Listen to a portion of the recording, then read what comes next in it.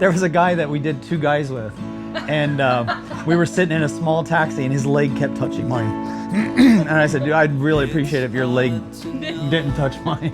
One of the things that I have really appreciated about, partnering together with you is that you have seemed to always have this focus on those that are in need, whether you're helping refugees in Idaho, whether you're serving refugees from Syria and Iraq, and then most recently, you started this women's organization together with some friends. I get to go share about the love of Jesus and how Jesus, he was radical. And I may even go as far as this could cause problems. He was feminist for his time. I don't know what that means by definition. And it depends how you define the word. Okay.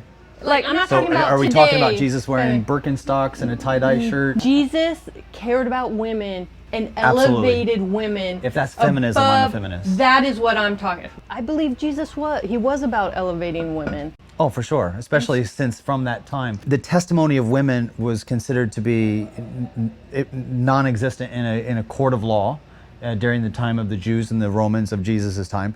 And then it was their testimony that actually testifies about the resurrection of Jesus. Nobody would have based the idea of eyewitness testimony of Jesus actually resurrecting on women. And that's what the gospel message actually did. And we see that the first evangelists, those that told the story about Jesus' resurrection were women. Right. And we see that the very first home churches in the book of Acts being run by women. If you go to the catacombs in Rome, you see that these house churches took place in homes. And women ran those homes and put together those Bible studies and put together the networks of the very first churches that grew, for sure. My dad always joked, he always wanted sons, and he got 4 girls, and he raised us as sons. And there was always something that in me that was like, I have to prove I'm just as good as a boy. But when I came to know Jesus, like, that left me. I don't have to prove anything. I mean, there's so many things. Like, if you try to be a boy, it's like Superman taking off the cape.